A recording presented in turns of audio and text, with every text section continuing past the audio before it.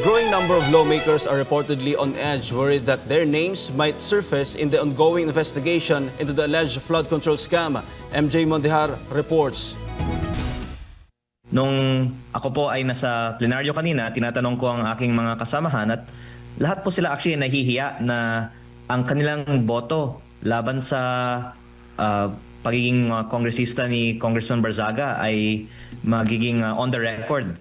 Batangas Representative Leandro Leviste gave this assessment following the 60-day suspension imposed by the House of Representatives on this fellow lawmaker, Cavite Congressman Kiko Barzaga. According to Leviste, all members of the House were required to attend the plenary session to secure the 2/3 of votes that is needed to penalize the congressman. Leviste was among the 5 lawmakers who voted against the suspension. He also criticized the chamber's lack of accomplishments in passing vital legislative measures. He said many lawmakers are currently not focused. Dahil ang preoccupation ng maraming mga miyembro sa Kongreso ngayon ay huwag sila sanang madawit sa mga flood control investigations. Ang sabi nga po ng Ombudsman ay 10% ng Kongreso ay iniimbestigahan ngayon.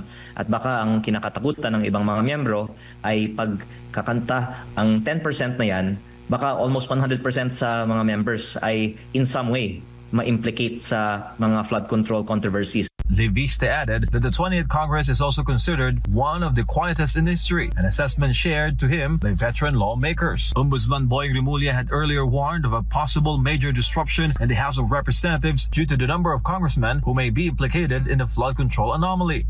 Wala nga masyadong ibang tinatalakay na mga batas ngayong nakaraang buwan na ito dahil nga distracted ang mga congressman sa kanilang mga sariling mga legal issues. Meanwhile, Quezon City Representative Bong Sontay warned the public about the negative impact of Congressman Barzaga's suspension. I cast a no vote because imposing sanction here creates a chilling effect.